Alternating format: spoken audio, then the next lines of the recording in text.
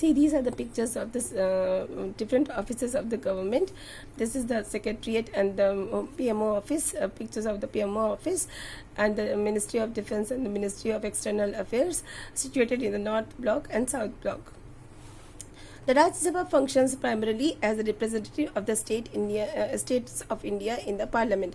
Parliament में राज्यसभा जो है वो राज्यों का प्राथमिक रूप से प्रतिनिधित्व करती है. The Rajya Sabha can also initiate legislation and a bill is required to pass through the Rajya Sabha in order to become a law. विधायिका के कार्यों में राज्यसभा प्राथमिक तौर पर काम करती है और किसी बिल को पास होने के लिए लोकसभा के साथ साथ राज्यसभा में भी पास होना जरूरी होता है. It therefore has an important role of reviewing and altering if alternation are needed. The laws initiated by the Lok Sabha के द्वारा लाए गए कानूनों की पुनर्व्याख्या करना या उनमें कुछ सुधार करने, यदि उसमें कुछ सुधार करना है तो राज्यसभा कर सकती है. The members of Rajya Sabha are elected by the elected members of the Legislative Assembly of various states. अलग अलग राज्यों के विधान परिषद से चुने हुए सदस्य ही लोग राज्यसभा में चुनकर आते हैं. There are 233 elected members plus 12 members nominated by the president. यहाँ पर 233 सदस्य जो है वो चुन के आते हैं और 12 सदस्यों को प्रेसिडेंट नॉमिनेट करते हैं, यानी नामित करते हैं अलग अपने अपने क्षेत्रों में. अलग अलग कला, संस्कृति, विज्ञान और साहित्य, इन सब क्षेत्रों के चुने हुए पुरोधा जो बहुत ही अच्छे लोग होते हैं, जो बहुत ही ज़्यादा इन सब क्षेत्रों में बहुत ऊंचे स्थान तक पहुंच चुके हैं, उन सबको प्रेसिडेंट, उनमें से 12 सदस्यों को प्रेसिडेंट राज्यसभा के सदस्यों के रूप में नॉमिनेट करता है. ये अपर हाउस होता है गवर्नमेंट का, पार्लियामेंट का. ये अपर हाउस होता है.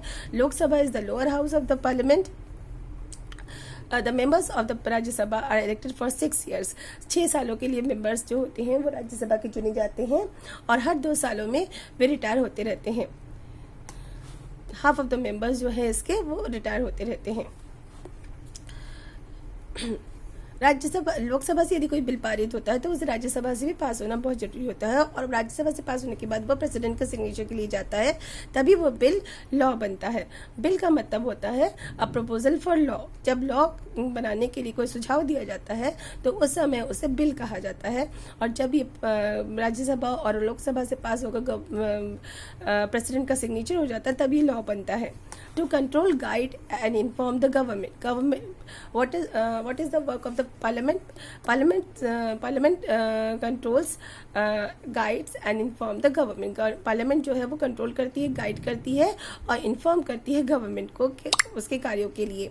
पार्लियामेंट वाइल इन सेशन, जब पार्लियामेंट सेशन में होती है, यानी इसके जब सेशन सत्र होते हैं, शीतकालीन सत्र और ग्रीष्मकालीन सत्र, अलग अलग सत्र होते हैं, उसमें उसकी शुरुआत जो होती है begins with a question hour. It begins with a question hour session. Question hour session से स्टार्ट होता है and it is a very important session of the parliament. ये बहुत ही इंपॉर्टेंट सेशन होता है कि because it controls the government, it's review the work of the government and also government has to answerable for it. ये question hour session बहुत ही important होता है क्योंकि गवर्नमेंट पे नियंत्रण रखता है, गवर्नमेंट के कार्यों की व्याख्या करता है और गवर्नमेंट जो है इसके लिए आंसरेबल होता है. MPs can elicit information about the working of the government. MPs जो होते हैं वो इंफॉर्मेशन मांगते हैं गवर्नमेंट से उसके कामों के लिए और this is very important way through which the parliament controls the executive. ये बहुत ही इंपॉर्टेंट तरीका होता है जिसके थ्रू पार्लियामेंट जो होता है वो एग्जीक्यूटिव, यानी एग्जीक्यूटिव मतलब क्या होता है? एग्जीक्यूटिव मतलब सरकार. जो मेजॉरिटी पार्टी होती है पार्लियामेंट में 545 सदस्य चुन के, जैसे कि लोकसभा में 545 सदस्य चुन के आते हैं और 233 मेंबर जो होते हैं वो राज्यसभा में चुन के आते हैं. तो पार्लियामेंट ये जो सारे सदस्य होते हैं इनमें से जो मेजॉरिटी पार्टी होती है और उसके मेंबर्स जो होते हैं वो एग्जीक्यूटिव होते हैं, यानी वो सरकार बनाते हैं और चलाने का काम करते हैं और पार्लियामेंट के सारे मेंबर्स जो होते हैं वो इनको कंट्रोल करते हैं. तो पार्लियामेंट कंट्रोल्स द एग्जीक्यूटिव, यानी पार्लियामेंट एग्जीक्यूटिव को कंट्रोल करता है बाय आस्किंग क्वेश्चन. किस तरह से कंट्रोल करता है? By asking questions. The government is altered to its shortcomings and also comes to know the opinion of the people through their representatives in the parliament.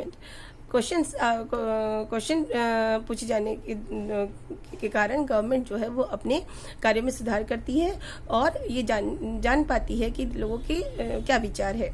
अब उनके representatives के through, अलग अलग रिप्रेजेंटेटिव्स के थ्रू गवर्नमेंट ये जान पाती है कि गवर्नमेंट ने जो लॉ या रूल्स बनाए हैं उस पर, या जो गवर्नमेंट काम कर रही है देश के लिए, उस पर लोगों के क्या विचार है।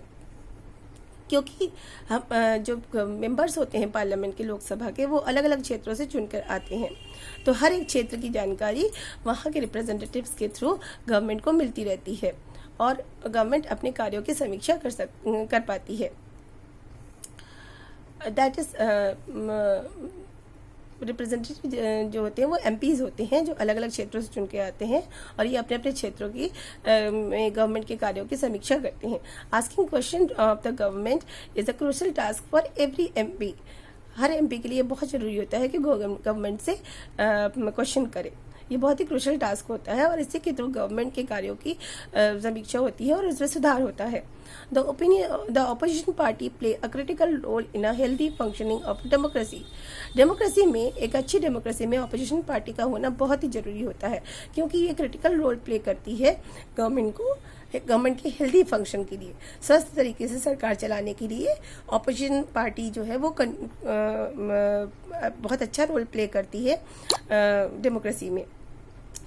इट कंट्रोल्स द गवर्नमेंट, ये गवर्नमेंट पे कंट्रोल रखती है। ये क्वेश्चंस के द्वारा गवर्नमेंट पे कंट्रोल रखती है। They highlight drawbacks in various policies and programs of the government. Government के अलग अलग पॉलिसीज और प्रोग्राम्स के जो हाईलाइट्स होते हैं, मुख्य तथ्य होते हैं या ड्रॉबैक्स होते हैं, उसकी जो कमियां होती है उसको ऑपोजिशन पार्टी बताती है। And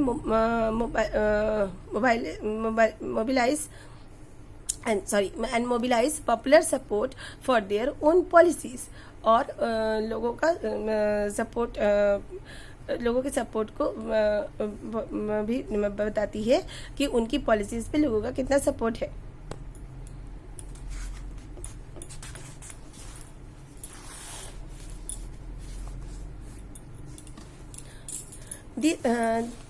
This is the one of the question detail of the question hour session। ये question hour session का एक डिटेल है। The government gets valuable feedback and is kept on its toes by the question asked by the MPs। Government जो है उसे अच्छा feedback मिलता है अपने कामों के लिए ऑपोजिशन के थ्रू, और वो डाउन टू अर्थ रहती है, यानी वो कभी भी बहुत ज़्यादा मतलब स्वतंत्र नहीं हो पाती, उस पर कंट्रोल रहता है एमपीज का। In addition, in all matters dealing with finances, the Parliament's approval is crucial for the government। किसी भी मैटर पर डीलिंग करने के लिए, चाहे फाइनेंस का हो चाहे कोई भी मैटर हो, उसके लिए गवर्नमेंट को पार्लियामेंट की अप्रूवल लेनी बहुत ज़रूरी होती है।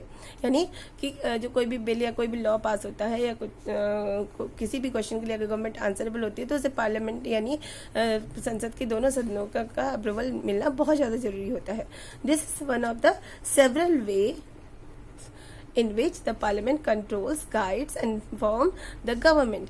ये एक तरीका होता है, कई तरीकों में ये एक तरीका होता है जिसके थ्रू पार्लियामेंट जो है, संसद जो है वो कंट्रोल करती है, गाइड करती है और इन्फॉर्म करती है गवर्नमेंट को उसके कार्यों के लिए।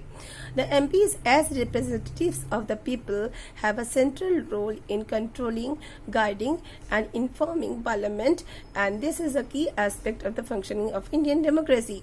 जो MPs होते हैं, मेंबर ऑफ पार्लियामेंट्स होते हैं, वो अलग अलग क्षेत्रों से लोगों के रिप्रेजेंटेटिव के तौर पे चुन के आते हैं और वो लोगों के विचारों को संसद तक पहुंचाने का काम करते हैं, सेंट्रल रोल प्ले करते हैं गवर्नमेंट को कंट्रोल करने में। इस तरह से वो लोगों के विचारों को जब पहुंचाते हैं पार्लियामेंट में तो इस तरह से गवर्नमेंट को कंट्रोल करते हैं, गाइड करते हैं और इन्फॉर्म करते हैं। और पार्लियामेंट को सक्सेसफुली चलाने का यही की एस्पेक्ट होता है, यही मुख्य पहलू होता है जो इंडियन डेमोक्रेसी में जो गवर्नमेंट को सुचारू रूप से चलाता है।